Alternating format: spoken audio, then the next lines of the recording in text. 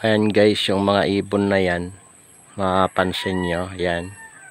Hindi yan mga taga dito sa mga palayan. So, yung mga ibon na yan ay kadalasan makikita natin yan sa mga tabing dagat.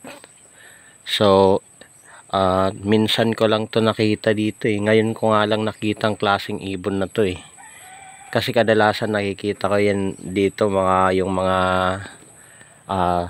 tinatawag na talabong, yung mahahaba yung liig.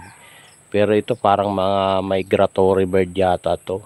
So naghahanap sila ng pagkain. Ayang dami nila oh. So iwan ko lang kung mga seagull to ba na nakikita natin sa dagat. So dito kasi planting season ngayon, amihan. So ang dami nila oh, nasa ano sila, nasa mga palayan sila. Yan kasi nakatraktor na maraming mga insekto. Ayan, nagsisipagligo, nagsisipagkain. Ayan oh. Tingnan nyo oh. Ang dami yung nasa unahan. Ayan, dami nila. Maganda sana kung hindi kung hindi maulan tsaka hindi mahangin. Dadaling ko sana yung drone kasi kukunan ko yung dito. Kaso maulan. Yan. Yan no. Yan. Yan. Parang yung nakikita ko sa dagat. Parang mga seagull. Yan. Dito sila oh. Punta sila dito. Saka doon sa kabila marami pero mga doon. Mga parehas din oh. Nandun sa unahan.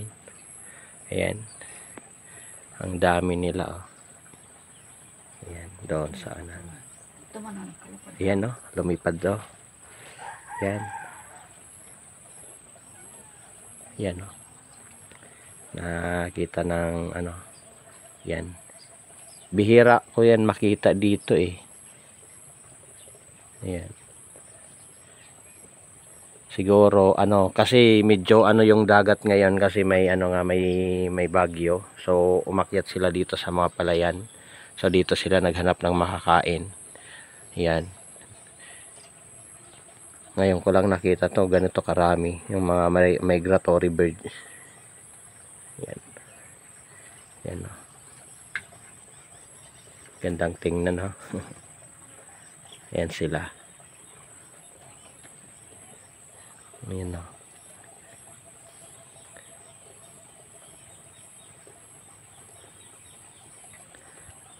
So ayan, mamaya titingnan natin yung seedlings na isinabog natin nung nakaraang Sabado. So isang linggo na at saka 2 araw yung natin, yung seedlings. So puntahan natin yung tubo. Ayan.